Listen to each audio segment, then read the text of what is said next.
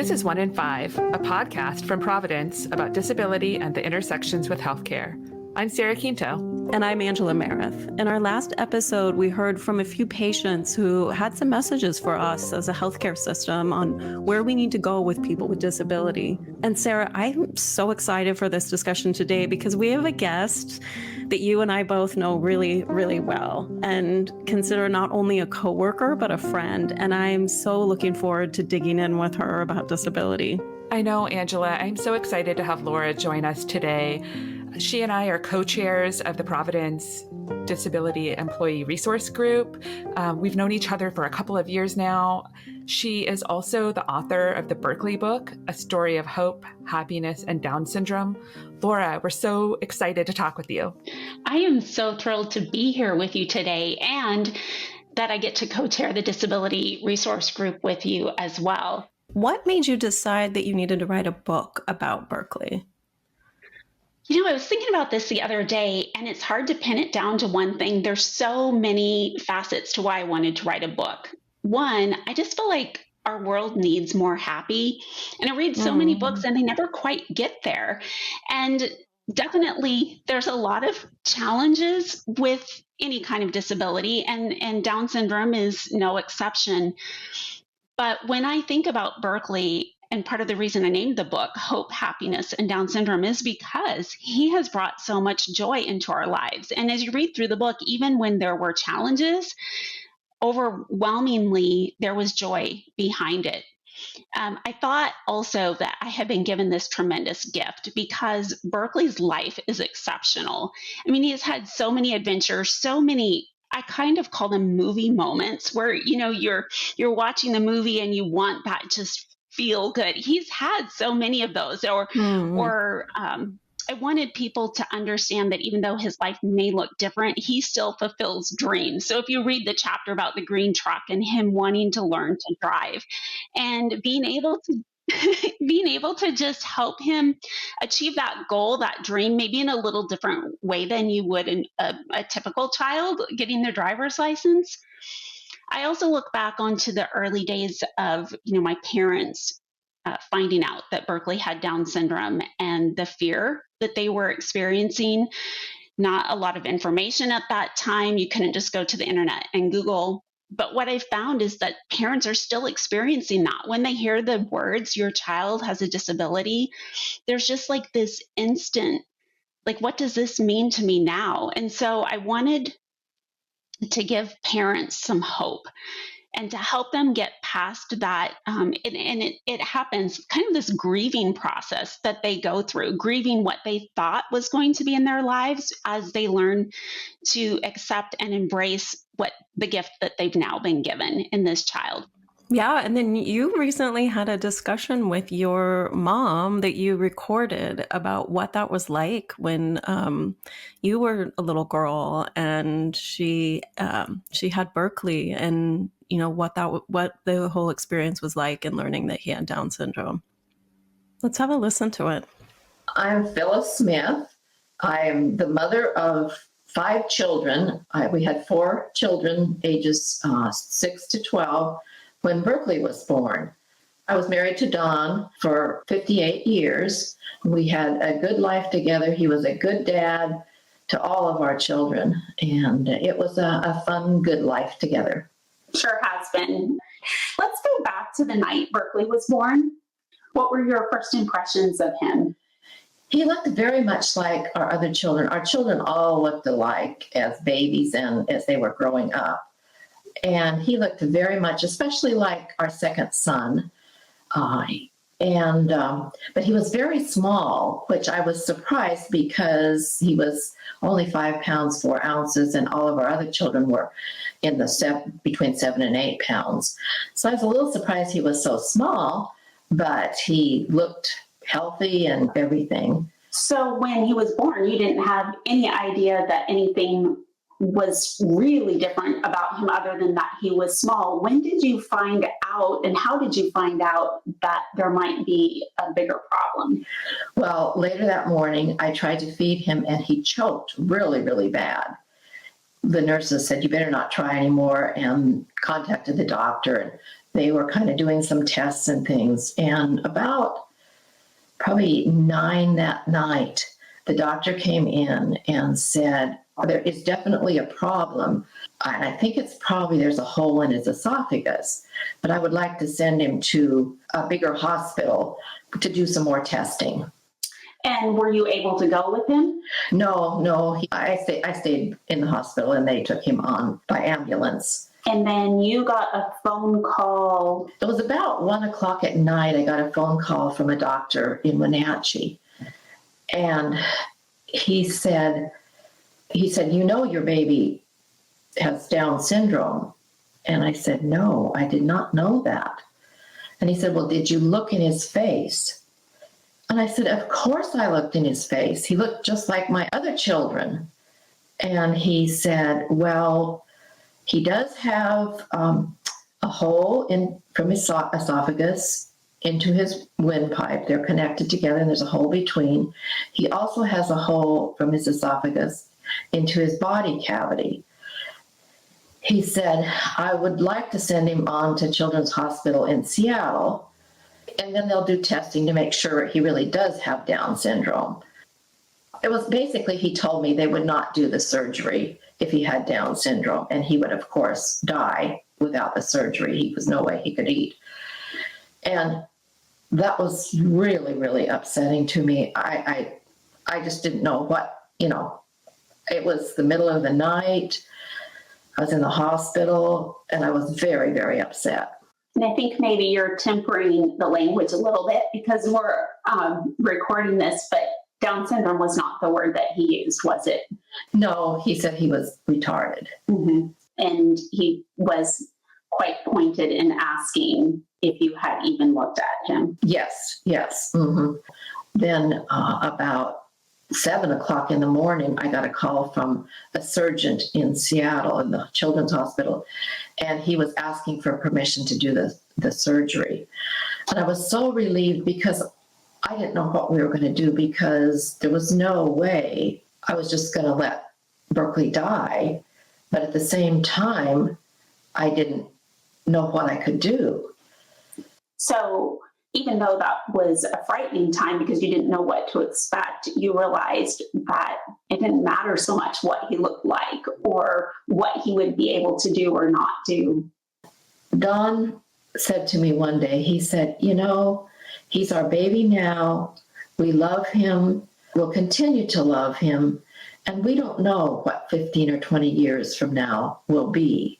And he said, we just need to live for now and enjoy the time that we have him now. And we did. We fell in love with him. He was the best thing that ever happened to our family. The kids loved him. They enjoyed him. Their friends loved him. Even to this day, at 45, he still is a blessing and a joy to everybody that meets him. Thinking back on the doctor who told you that they didn't do surgeries on babies like that, how do you feel? Even to this day, it makes me very upset, very angry, actually. And there's been many times I thought, I wish you could see him now. The things he does, the joy he brings to others, and you just wanted to let him die and not give him a chance. He was not kind at all to me the way he told me either. It was like, did you look at him? Why, almost like, why would you want to allow someone like this to live? And it was truly upsetting, and is to this day. Makes me very angry. Laura, the first thing that comes to mind for me after listening to that is the sound of your mom's voice as she's talking. And you can hear her being measured and how she wants to tell the story. But at the same time, she's pausing and taking deep breaths. And it sounds so painful, like such a painful memory. I'm wondering if you could share, do you remember the first time she shared that story with you? Or was that just a story that everyone in your family knew at a young age? I've known it for a long time. The doctor that called to do the surgery became our hero. I still remember his name. I was 8 years old when Berkeley was born.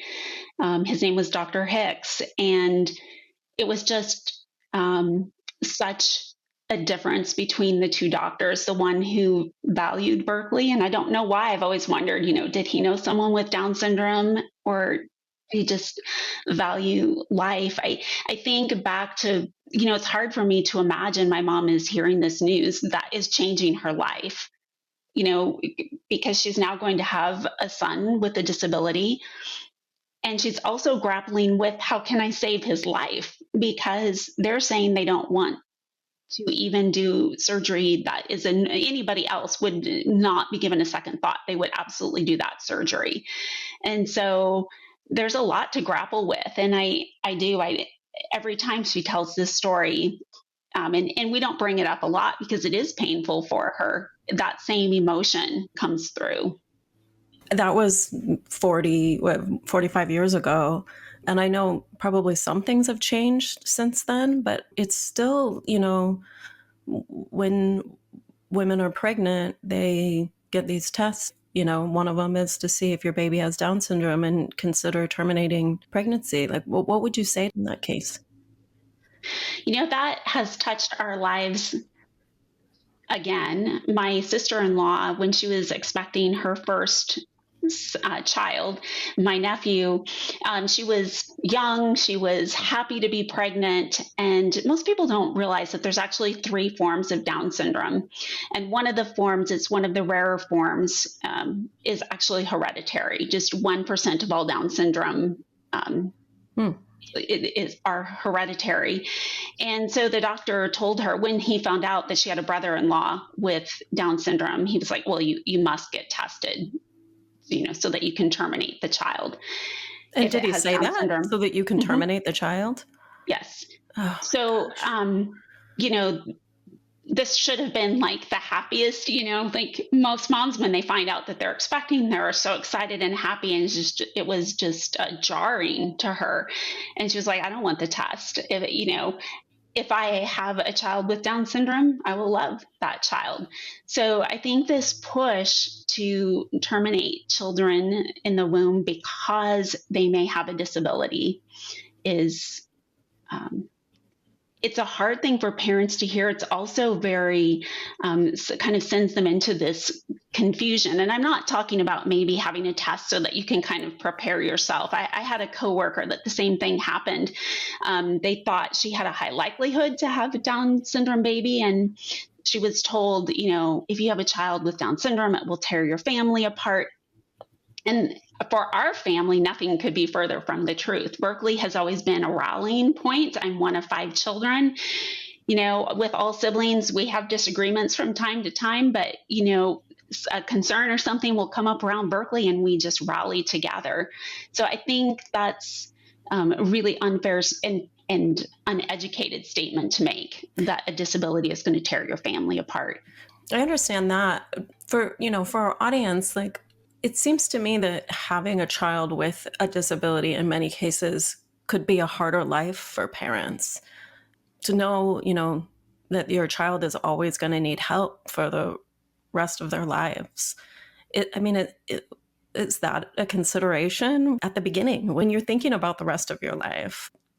Disability is not without challenges. I would never pretend that it's not. And even in the Berkeley book, you will see times where there were things that were hard, and there are still things that are hard. Mm-hmm. Laura, what this is bringing up for me is that whole piece around why it's so difficult, I think, sometimes for adults with disabilities to engage with parents who have children with disabilities, because by the time a lot of us have reached adulthood, we've sort of integrated our disability into our lives, and we've kind of gotten over the sort of stress of adolescence and the ways in which kids can be cruel, and really, we've sort of integrated it in a lot of ways, and maybe come to a place of acceptance around our disabilities. And also, so it becomes this really difficult thing to hear the stories of parents who are having those challenges and are working through, saying some oftentimes very profoundly cruel things about their own children, and it's not because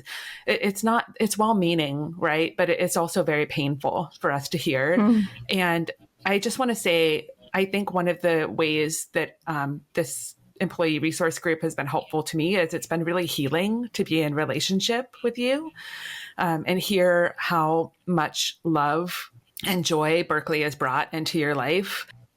Somebody sent me on social media the other day. I've never actually met someone with Down syndrome yet, but after reading your book, I feel like I'm missing out. Oh, that's so cool. And then she said, your brother is my favorite person I've never met. I love that. Oh, Yeah. I want to share just a quick story, Laura. I don't know if I've shared this with you before, but when I was pregnant with my oldest child, I remember going and talking to my OB at the time. And, for some reason, the subject of my hearing loss came up. And we were talking about it. And, he was asking me a bunch of questions. And, in my mind, as he was asking me these questions, I thought he was asking me about me as a patient, like in my mind, I was like, oh, he's asking me these things because he wants to better understand how to be my physician, how to be a physician to someone with hearing loss. And so after he goes through this series of questions, at the end, he says to me, well, based on that, I think it's very unlikely that your child will have hearing loss. So he says this to me, and I remember thinking, wow, he had this so wrong. He has no idea how I relate to my deafness. He has no idea the history of deaf culture and signing and community and joy that's inside of our communities. so what did you say to him? I just was so taken aback that I didn't know what to say. I think I just said, okay, something like that, right? What do you wish you would have said to him? I think I wish I would have said what I'm saying on the podcast today, hey, I think you have it wrong here. That was not why I was just sharing that information with you. And if I had a child with a disability, I would be thrilled to welcome them into my life. And I think that I don't think that physicians are accustomed to people saying that to them in the moment. We've been talking about what it feels like to find out that your child has a diagnosis. And, some people listening to this might say, well, Berkeley must be an exceptional person with Down syndrome. Laura has said that he has a job, that he's self-sufficient in so many ways. Can you speak a little bit to that piece around people who say, oh, it must be easier for you because your brother is so quote unquote high functioning? I think the important thing is to remember that a person's value isn't based on what they can do or not do. It's on the person that they are, that they're a human being. Yeah. And so in saying high functioning, low functioning, middle, where maybe it's not necessarily those words, but the value that we put to those words that is almost offensive. Yeah, in some ways, because it's oh, well, if he can do this, then he brings value. If he can't do this, then does he bring value? Right. And I would say him just being Berkeley brings value. He takes care of me. I would say that, I probably do more for his care, but he takes care of me as well. If he knows that I'm having to work through lunch, all of a sudden a sandwich will appear. I mean, he's just so thoughtful. He's the person that notices if you got your hair cut or if you're wearing a new outfit. I love that you're bringing this up. That's the interdependence, right?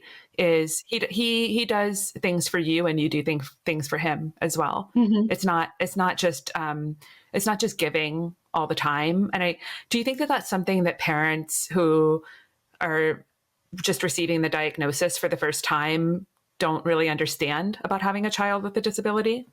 I think so. And that there's jobs that he loves to do that I hate. He loves to vacuum. He loves to fold clothes. So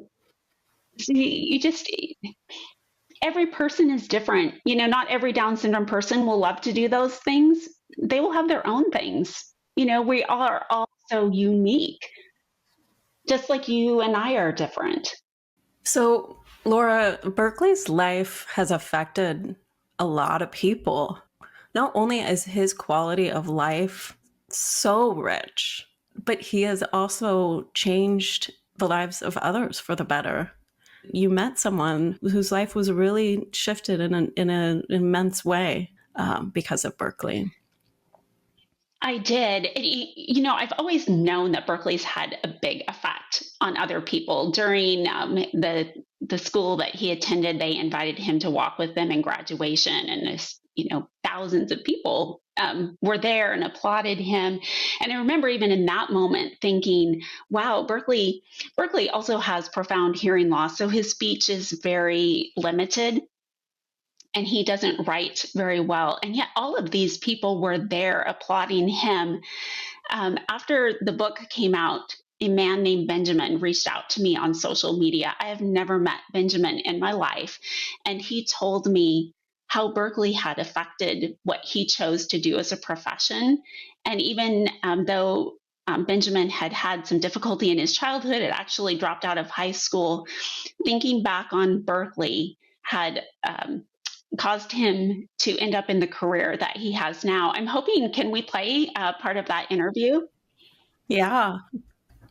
I'm Benjamin. I've lived all over the Western U.S. I grew up just outside Seattle, currently in Las Vegas. I'm a hospital speech pathologist. I work with people with neurological disorders. So I've been doing that for 12 years now. One of the first things that you told me about when you messaged me was that you had known Berkeley when he was young in school, and the memory of him had an influence on what you chose to do as a career. I don't think I'd be able to overstate Berkeley's influence in my life. I've known Berkeley since I was 10 years old in 6th grade. That's when I first met him. I was in Mr. McDonald's class. He sat next to me, and I remember looking over and seeing him. And as a 10-year-old, I'd never seen anyone with Down syndrome before. And so he was a little different. And I just remember feeling peace and this happiness just oozing out of him. He was just so friendly and so happy all the time. We also had another kid in our classroom. He had a traumatic brain injury. I believe he'd been hit by a car. And Berkeley sat next to him. So Berkeley was kind of in between the two of us. And I remember a lot of times that other student sometimes wouldn't want to do his work. He wouldn't even want to pick up his pencil to do the worksheets we're working on. And Berkeley was always working on helping him to get his work done on top of having done his own thing. But I feel like I became very close with him that year. Fast forward about 10 years, I was 20 years old. I had no idea what I wanted to do with my life. I'd actually dropped out of high school, got my GED. There was one job that I had. I felt really strongly that I was supposed to quit.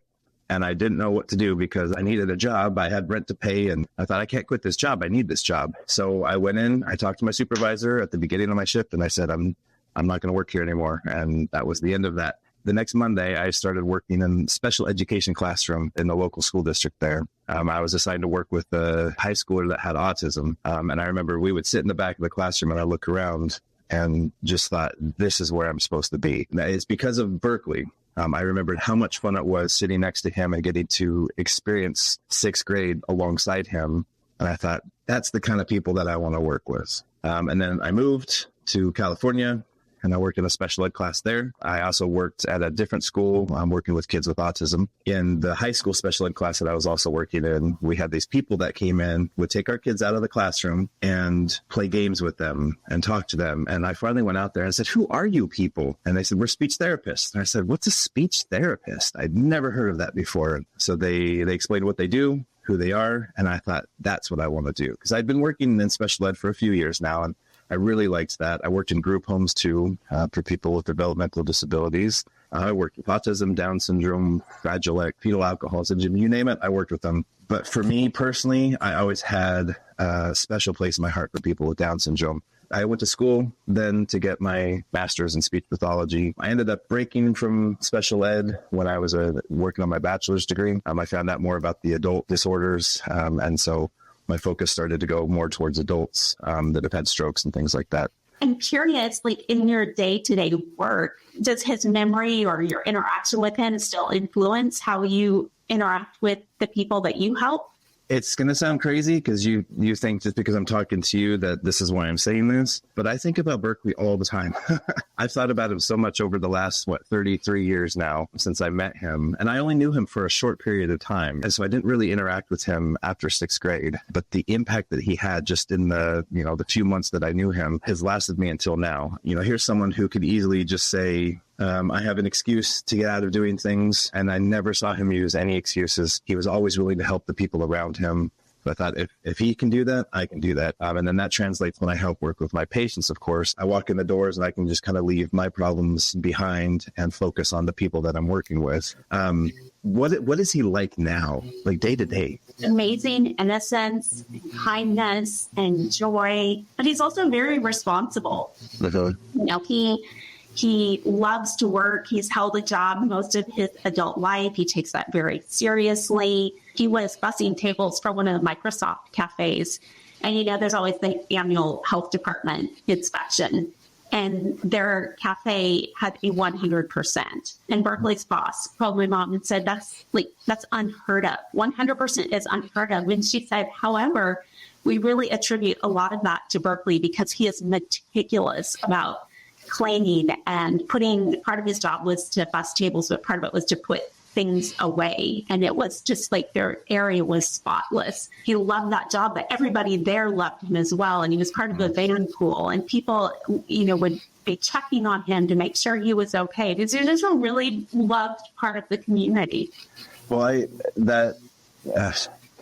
I won't get emotional. Excuse me. Maybe I will. My throat's choking up already.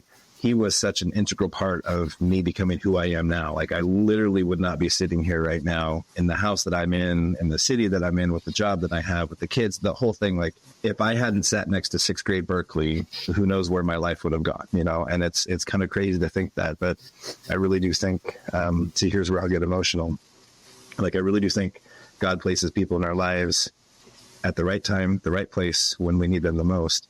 And I feel like, sorry. I thought I'd get through this whole thing without getting emotional, but I defended him from people because I know there were people that maybe weren't as nice as me about what he looked like, or, the hearing aids that he had. And I can remember my little 10-year-old self getting into fights, defending my friend Berkeley. It's that's led me to be where I am now, to defend people, to help people who otherwise can't help themselves, or need direction on how to do it. And so I know my life is a little different now because I don't work in special ed anymore, but it doesn't mean that those lessons that I learned from him early on, that I was able to grow throughout my work in special ed, don't help me now, because they absolutely do.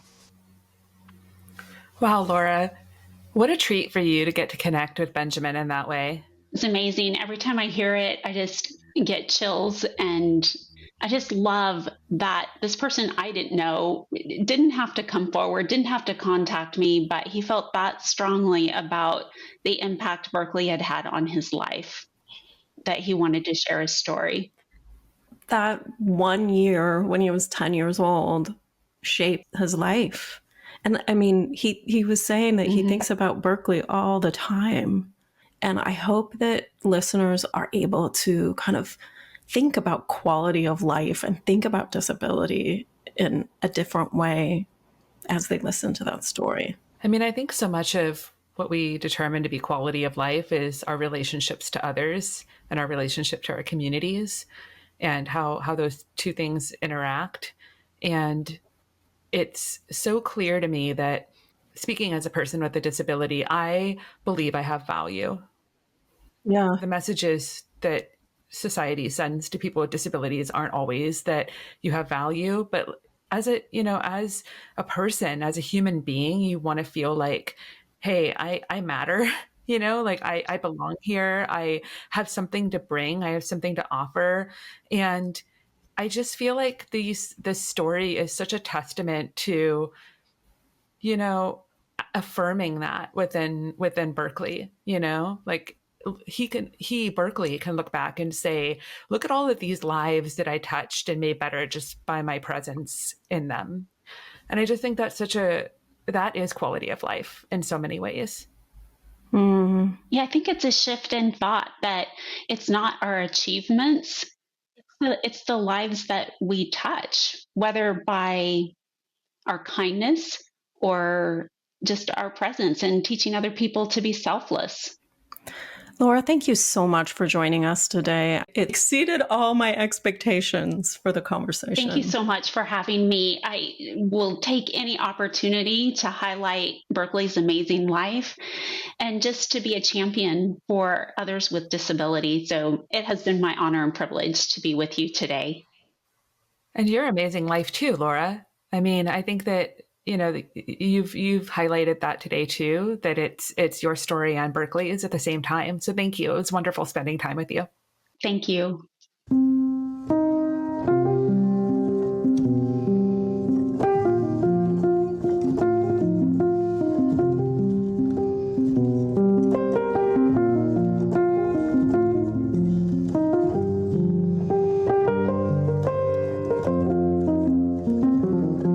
Thank you all for listening today. I hope you learned more about disabilities, a subject that needs to be discussed more in our communities because it impacts all of us. And I'll leave you with this to ponder.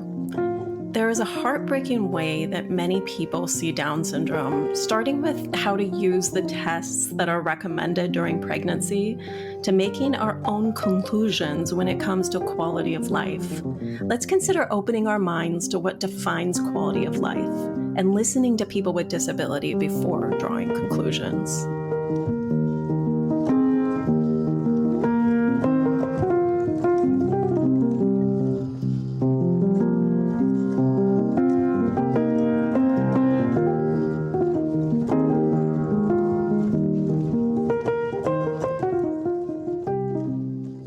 Many thanks to Laura Smith, author of the Berkeley book, A Story of Hope, Happiness, and Down Syndrome.